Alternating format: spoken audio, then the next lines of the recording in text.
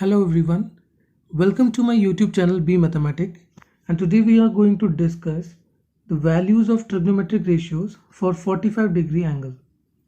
अब तक हमने देखा कि trigonometric ratios की values at angles 0 degree, 30 degree, 60 degree and 90 degree. आज हम देखेंगे जो एंगल 45 डिग्री पर ट्रिग्नोमेट्रिक रेशियोज की क्या वैल्यूज होती हैं. उसके लिए let us consider a right angle isosceles triangle with AB equals to BC. हमने यहाँ पे एक राइट एंगल आइसोसेलेस ट्राइंगल लिया है. क्यों लिया है हमने? क्योंकि अगर मैं एक राइट एंगल आइसोसेलेस ट्राइंगल लूँ तो उसमें दो एंगल इक्वल होंगे जिनकी वैल्यूज क्या होंगी 45 डिग्री. वो मैंने आगे कैलकुलेट करके दिखाया है आपको. तो देखते हैं हमें पता है कि AB इक्वल टू BC है, तो angle BCA is equal to angle BAC. आपने एक थ्योरम पढ़ी होगी, angles opposite to equal sides are equal. अब देखिए यहाँ पे AB जो साइड है वो इक्वल है BC के, तो AB के अपोजिट एंगल कौन सा है? ये C वाला. और BC के अपोजिट एंगल कौन सा है? A वाला. तो मैंने यहाँ पे लिखा angle BCA is equal to angle BAC and ये इक्वेशन बन गई हमारी 1. अब देखिए, in triangle ABC angle A plus angle B plus angle C is equal to 180 degree. This is angle sum property of a triangle. यहाँ पे जो जो वैल्यूज आपको पता है वो डाल दीजिए. ये देखिए एंगल A लिखा है, B की वैल्यू 90 डिग्री है, C के जगह मैंने एंगल A लिख दिया क्योंकि from equation 1 we have angle A is equal to angle C. इस तरीके से हमारे पास twice of angle A is equal to 90 degree, angle A is equal to 45 degree आ चुका है. अब देखिए, let us assume that AB equals to BC equals to X. हमने AB और BC साइड को X मान लिया है. अगर मैं इस ट्राइंगल में पाइथागोरस थ्योरम लगाऊं ट्राइंगल ABC में, तो हमारे पास जो हाइपोटेनस जिसकी वैल्यू हमें नहीं पता है AC की, उसकी वैल्यू मिल जाएगी. तो क्या होगी उसकी वैल्यू? उसकी वैल्यू होगी √2x. अगर आप चाहें तो उसको सॉल्व करके देख सकते हैं. क्या होता है पाइथागोरस थ्योरम? हाइपोटेनस का स्क्वायर दैट इज AC का स्क्वायर इक्वल होगा बाकी के दोनों के साइड्स के स्क्वायर्स का sum, that is AB square plus BC square.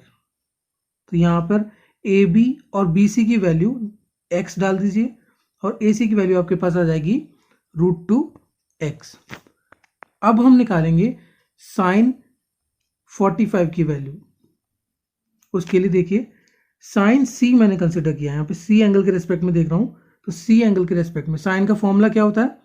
Perpendicular upon hypotenuse. तो यहाँ पे C के रेस्पेक्ट में परपेंडिकुलर क्या है? AB. तो मैंने लिखा है sine 45 equals to AB upon hypotenuse is always fixed, it is AC. So we have sine C equals to AB upon AC. AB की वैल्यू डाल दीजिए यहाँ पे x और AC की वैल्यू डाल दीजिए जो कि ये है √2x.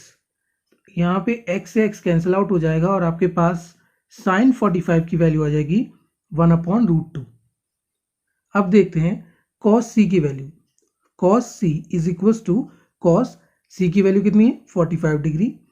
cos का फॉर्मूला होता है बेस अपॉन हाइपोटेनस. तो C के रेस्पेक्ट में बेस क्या है? BC and hypotenuse is AC. So putting the values of BC and AC, we have x upon √2x. यहाँ भी x x कैंसिल आउट हो जाएगा.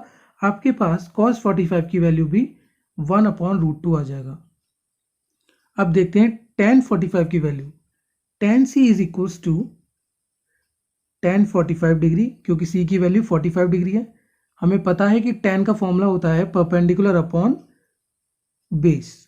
तो यहाँ पे परपेंडिकुलर C के रेस्पेक्ट में AB है और बेस है, सॉरी यहाँ पर AC नहीं BC होगा.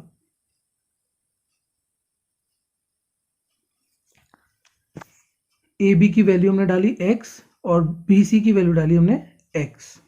तो हमारे पास x से x कैंसिल आउट हो जाएगा. हमारे पास tan 45 की वैल्यू आ गई 1। अब देखिए हमारे पास साइन 45 की वैल्यू आ गई है 1/√2, कॉस 45 की वैल्यू आ गई है 1/√2 और tan 45 की वैल्यू आ चुकी है 1। चलिए अपनी सारी ट्रिग्नोमेट्रिक रेशियोज की वैल्यूज को हम एक टेबल के रूप में समराइज करते हैं। देखते हैं यहाँ हॉरिजॉन्टली ऊपर मैंने लिखा हुआ है angles 0 degree, 30 degree, 45 degree, 60 degree and 90 degree, and vertically downwards मैंने लिख रखे हैं साइड में यहाँ पर trigonometric ratios sine, cos, tan, cosec, sec and cot. अपने प्रीवियस वीडियोस में हमने साइन, कॉस और tan की 0 degree, 30 degree, 60 degree and 90 degrees पर वैल्यूज कैलकुलेट की थी। तो उस वैल्यूज को मैंने यहाँ पे इस टेबल में समराइज किया है।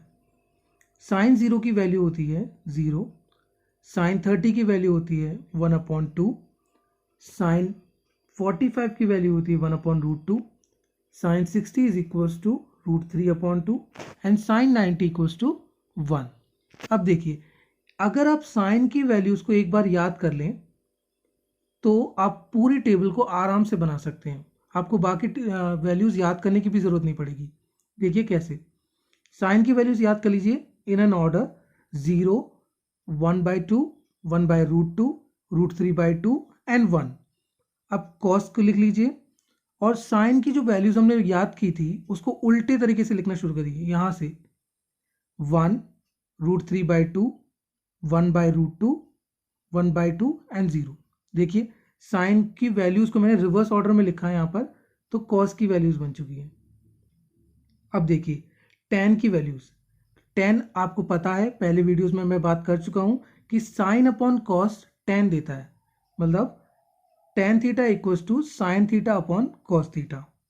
तो अगर मैं यहाँ पे वैल्यूज निकालूं उसकी तो 0/1 will give you 0, 1/2 divided by √3/2 will give you 1/√3 and tan 45 is equals to 1/√2 divided by 1/√2, it will give you 1, and √3/2 divided by 1/2 will give you √3 and 1 divided by 0 will give you not defined, because हमें पता है कि denominator में 0 कभी नहीं होना चाहिए। Denominator में अगर 0 हो इसका मतलब है division is not possible. Now cosec, cosec हमें पता है कि साइन का रेसिप्रोकल होता है, तो साइन का रेसिप्रोकल कर दीजिए और उसकी वैल्यूज आपको मिल जाएंगी। 0 का रेसिप्रोकल, फॉर एग्जांपल मैं 0 को लिखूं इस तरीके से, 0 इज 0/1। फॉर एग्जांपल 0 को मैं लिख लेता हूं 0/1। अब इसका रेसिप्रोकल कर लीजिए, मतलब 1 को ऊपर भेज दीजिए और 0 को नीचे ले आइए, तो क्या होगा, डिनोमिनेटर में 0 आ जाएगा। दैट मीन्स हमारे पास वैल्यू आ जाएगी नॉट डिफाइंड। अब कोसेक 30, इसका मतलब है साइन 30 को रेसिप्रोकल करना है, तो 1/2 को रेसिप्रोकल करेंगे तो क्या आएगा 2। कोसेक 45, तो साइन 45 की वैल्यूज को रेसिप्रोकल कर दीजिए, 1/√2 को रेसिप्रोकल करेंगे तो वो आएगा √2। कोसेक 60 डिग्री, साइन 60 डिग्री का रेसिप्रोकल करते हैं तो √3/2 का रेसिप्रोकल होता है 2/√3। 1 का रेसिप्रोकल 1 ही होगा। इस तरीके से कोसेक 90 की वैल्यू 1 आ गई। अब देखिए sec, sec is the reciprocal of cos. अब देखिए कॉस का रेसिप्रोकल करते हैं, 1 का रेसिप्रोकल 1, √3/2 का रेसिप्रोकल 2/√3, 1/√2 का रेसिप्रोकल √2, 1/2 का रेसिप्रोकल 2, 0 का रेसिप्रोकल अभी पढ़ा था हमने नॉट डिफाइंड। इसी तरीके से कॉट, कॉट होता है रेसिप्रोकल किसका, tan का, तो कॉट के हम वैल्यूज निकालते हैं tan के रेसिप्रोकल करके, तो tan का रेसिप्रोकल करते हैं tan की वैल्यूज का, 0 का रेसिप्रोकल नॉट डिफाइंड, 1/√3 का रेसिप्रोकल √3, 1 का रेसिप्रोकल 1, √3 का रेसिप्रोकल 1/√3 एंड नॉट डिफाइंड का रेसिप्रोकल 0। 0 का रेसिप्रोकल करते हैं तो नॉट डिफाइंड आता है और नॉट डिफाइंड का रेसिप्रोकल करें तो 0 आएगा। इस तरीके से हमने देखा कि किस प्रकार साइन की, कॉस की, टेन की और सेक, कोसेक, कॉट, इन सब की वैल्यूज हमने कैलकुलेट की 0 डिग्री पर, 30 डिग्री पर, 45 डिग्री पर, 60 डिग्री पर एंड 90। कुछ वैल्यूज हैं जिन्हें हमें याद रखने होते हैं, जो हमारे क्वेश्चंस में काम आते हैं, और इसको मैथमेटिकली भी हमने डिराइव किया है और आज हमने इसको एक टेबल के रूप में समराइज कर लिया। अब आप 8.1 का एक क्वेश्चन देखिए जो उस टाइम पर मैंने कराया नहीं था, क्योंकि ये इस टेबल से ज़्यादा आपको समझ में आएगा। तो ये ट्रू फॉल्स एक क्वेश्चन टाइप है। क्वेश्चन नंबर 11, पहला क्वेश्चन कहता है the value of tan a is always less than 1, मतलब tan a की वैल्यू हमेशा 1 से छोटी होगी। तो ज़रा टेबल को देखिए आप, यहाँ पे देखिए tan की values, it is 0, 1/√3, 1, √3 and not defined. तो आपने देखा कि tan की वैल्यूज जो है वो 1 से भी बड़ी हो रही हैं, क्योंकि √3 की वैल्यू कितनी होती है, 1.273। तो ये जो स्टेटमेंट हमारे पास दे रखा है कि the value of tan a is always less than 1 is false. Now sec a is equal to 12/5 for some value of angle a। तो देखते हैं ये statement.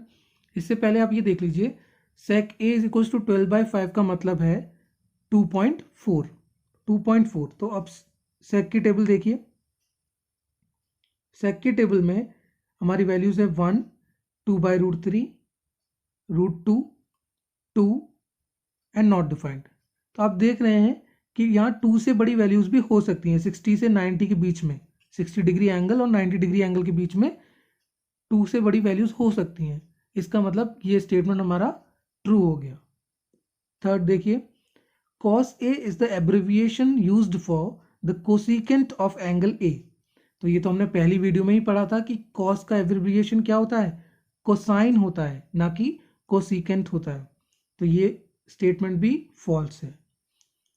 Next, cot a is the product of cot and a।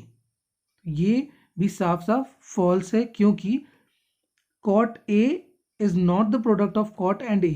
इसको हमने discuss किया था हमारी video, जिसमें मैंने बताया था कि कॉमन एरर्स क्या होते हैं ट्रिग्नोमेट्रिक रेशियो से रिलेटेड। नेक्स्ट देखिए, sine theta equals to 4/3 for some angle theta. 4/3 का मतलब हो गया 1 पॉइंट समथिंग, दैट मीन्स 1 से बड़ा। तो देखते हैं हम साइन की टेबल। तो आपने देखा साइन की टेबल में 0, 1/2, 1/√2, √3/2 एंड 1। तो साइन की मैक्सिमम वैल्यू उस टेबल से दिख रही है हमें 1 है, तो 1 से बड़ी तो हो ही नहीं सकती इसका मतलब। ओके, तो ये स्टेटमेंट भी हमारा फॉल्स हो गया, क्योंकि maximum value of sine theta is 1।